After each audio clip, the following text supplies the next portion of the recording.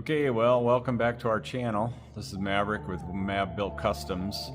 I am currently up in Spearfish, South Dakota, which is our second home, and actually where I am employed at my regular job. So I'm working in a friend's shop. I've been able to work here for quite a few years, and it's a nice place to be. So what we have in the background is a 2007 Harley Davidson Road King, and I'll put some pictures up. We bought the bike as a, for a donor for a build.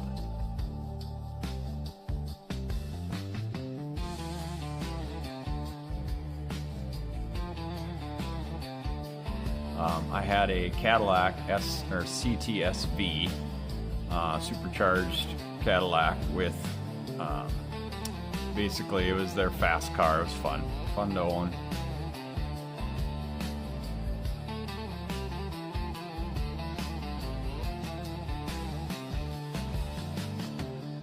Ended up sitting too much, so I did in fact sell it, and I had my fun with it and let it go. But anyway, I built this bike a little bit after I got the car to kind of match the car. So the paint matches, and I'm not going to change that, but it had a bunch of other Cadillac kind of stuff on it, and it had different wheels, some other stuff. So what in turn I've done is I've kind of wanted to update this a little bit more of the stuff that we're building today. The goal here is to kind of give it a big boy, if you will, FXR feel to it, right? And you've seen this before. We're not the first ones to do this. It's not, some grand idea that I came up with, but I really like the concept. And so what I'd like to do in the future is maybe buy a few more of these skinny tire frames, because you can get them really reasonable, and do a few projects that I call the Big Boy FXR project. So this bike isn't going to necessarily achieve everything that I plan on doing in the future. So one of the things that I really would like to do is strip it down and not have bags and stuff like that, and just really give it a raw, like FXR look to it. So anyway, that's hopefully going to be coming in the future. Time is always an issue, so whether or not we have time to do those projects and do customer bikes. So anyway, in the background what you see is kind of my process of putting the bike back together. I've changed the wheels, so we're not a fat tire front anymore. I am going to run a 21 on the front. We changed rotors. We're going to change calipers. The rear wheel now is a same exact size as a late model bagger, so it's running an 18-inch 5.5 wide rim with a 180/55 18 rear tire, which is the same size as late model baggers. Well, to do that I had to change the rear fender, and so that I got the kit to change that rear fender so that it was a little wider and made the clearance for the rear wheel, and it's pretty slick. So if you guys have any questions about that, please let me know, only because you can get these parts and do this yourself too, and it kind of updates your bike. The other thing I want to do in the future, I don't know if it's going to be on this bike or not, but I have one in the background here that I'm going to show you guys that's being built in the shop too, very similar to what we're doing behind me, but in turn they've used the trees that convert the front end to a 49mm tube, and then you can use a late model bagger front end also. So this bike here, I really am not putting a ton of money into and do all of those things. This is kind of a secondary motorcycle that I have that I ride around, and I love the bike. I took it on a trip last year actually, with the boys, and went up to Monument Valley with it and stuff like that, and so the bike is still plenty worthy of traveling and being reliable. So anyway, that's kind of a cool thing that we're doing. So we have carbon fiber front and rear fenders. I'm in the process of converting a soft tail ST dash in carbon fiber on the tank to get rid of the big gauge and the bulky center console off that off that bike to kind of give it a more of an updated late model look. So anyway, that's what we're doing. I'm sorry we missed some of the early footage, what the process was, where we started with the donor bike, and then where we went with the fat tire bike, and we called it the Cadillac bike. This is now King Turbo, and so we're gonna just give it a little update, so it's gonna be almost like a new bike when we're done. So again, if you guys have any questions or whatever, please comment, and we'll continue with the process here and let you see what I'm doing. Thanks for joining me. All right, here's our 2007 Road King. We have previously put a FXR fairing on this. We had a fat tire kit on this bike, along with a Tross Turbo, stock tank, did some T-bars, and here's the rear section. So now what we're doing is we're updating. We went with some Arlen Ness wheels. We got ourselves a rear carbon fiber fender that allows a 180 to fit underneath the bike. So we're starting in this teardown, tearing all the audio out. I don't use audio anymore. I have it in my helmet, and I prefer it that way. It also keeps things lightweight. And so we're in the middle of doing that. We're gonna update the hand controls, and yeah, we're just gonna refresh this bike. We're gonna do the Barnett clutch update in it, which we got over here. Something to do while I'm working up here. Like to have a project going on, but this is our clutch update by Barnett. Goes with the late model spring style. So that'll be cool. And yeah, we're just gonna kind of update this and a little more towards performance bagger. Kind of was, but at the same time, we're just gonna give it a little more edge. This bike will be finished up for the Black Hills Motorcycle Show in Deadwood on Memorial Weekend. Anyway, stay tuned. Probably some new brakes. Arlen Ness 6 pistons are coming, 14-inch front. So yeah, I'm excited. We're gonna start tearing this back end apart now.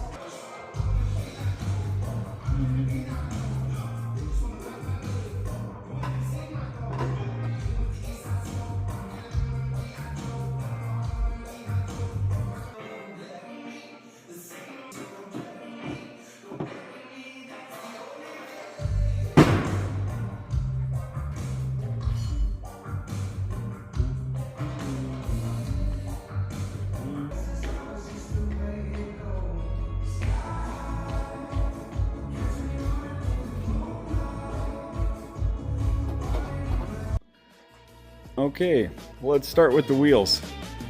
So what we had before was a fat tire front end on this. So we had a 180 on the front of the bike, and it was a little harder to get the rear to match up. So it was actually a skinnier tire in the rear, and I really didn't care for the look on that. So we're just going to change that up. Anyway, so what we have here is we've got a set of Arlen Ness Pro Cross wheels with their, I just love these rotors and the way the spiders are cut. It's like artwork, man. Corey, I've told you this before, but man, nice work on these things. You and your designers, it really, really is a nice looking piece. So anyway, and then so what we've done is we're going to use the Arlen Ness front carbon fiber fender, and like I said earlier, we've put the conversion kit rear fender on that allows us to run a 180 rear tire. And again, it's the same, you know, wheel design. So it's a Arlen Ness Pro Cross with their matching rotor on there. I've already had the chrome swing arm, but I had Clockworks, these fillers. These have been on the bike for a long time, and with just a little bit of spacing, they were able to be put on and fit real nice and tight and clean. Reinstalled my custom dynamics license plate with the lights and all that. Cycle Visions has these lights. I added just for some extra visibility. So anyway, so then I found a set of FXR style side covers, which I've just found online, and they weren't very expensive, 100 and some bucks, $100, and I had them painted, and I just love them. I think they're fantastic. Little softer edges than some of the ones I've seen where they're really hard edge, and I like these much better. So anyway, those are an addition to the bike. Same saddlebags we had before, but they are late model 14 and up saddlebags. I guess if I had my way and budget wasn't an issue, I'd probably get the Advan Black hole shot saddlebags. I really like those, but that'll have to go on another project. I have those on one of my other baggers, and I really like the design and the look of them. So, and as we spoke before, it's got an FXR fairing from Russ Warnemont. This is before Clockworks had theirs, and so these fit just fine. They work good. Like I say, I like to use friends' parts. Brian and Vanessa, they're friends of ours, and I like to support them. So it would be a Clockworks fairing if we were doing it today. But anyway, so the other thing is you can see the turbo on the side. That's been on the bike pretty much since we built it, but I did change the tailpipe last year. Instead of it just dumping down, I wanted it a little extended, kind of give it a little later model look, a little more updated, and I think it turned out really good. Trask, they built that for us. So anyway, I'm not going to go through a bunch of details because it's not necessary at this point. But anyway, just wanted to give you kind of a lowdown rundown of the bike and where we're at. And so now we're going to keep assembling. And I got some carbon fiber panels here that don't worry about this. This has a film on it, so yes, I know it doesn't match. But anyway, we're going to get these clear coated, and then we're going to put these in the spaces where the holes are, and up top there. So anyway, that'll just kind of trim it out. The other thing on the gas tank I'll show you later is the dash that we're using. Be kind of cool. We're changing out the gauge to a Dakota digital gauge. That'll be kind of cool too. We'll make sure to include you on that. So anyway, this is where we're at. I'm gonna get to work and keep going. I'm not a how to do it channel. I don't want to be. But if you do have questions, I'm happy to answer. But I'm not gonna give you step by step. And then from there, I'll be happy to keep updating you on this bike, because it is this is a great little bike, or I shouldn't say little, but you know what I mean. It's just a great project. These skinny tire bagger chassis, like I say, they're easy to come by, they're cheap, they're so much fun to rebuild. You can still get, like, this is a 2007, so this was the 96. It's been bumped to a 103. It's got the 6-speed transmission, cruise control. So all of this stuff you know, is still pretty modern. And if we did the 49 millimeter forks, and like I say, you've got the late, you know, the fatter tire, bigger wheel, like the late model baggers do, you're almost there. I mean, I know there's a big difference in frames, but still, these are very rideable, very fun to ride, and easy and cheap to acquire and build. So I encourage you guys, if you're trying to figure out what to do and don't have a ton of money, these are the ones to go after, I believe. And if anybody wants me to build them one, give me a call. I'd be happy to. I love working on these things, and I think we can do some really cool things with this chassis, because you're starting out with a much cheaper bike to begin with. So instead of having 25 grand into a donor bike, have 6 or 7 into it, and we build something cool for you. So anyway, let us know if you're interested in that. We'd be happy to do it. So thanks, you guys. We'll see you next time around. Thanks.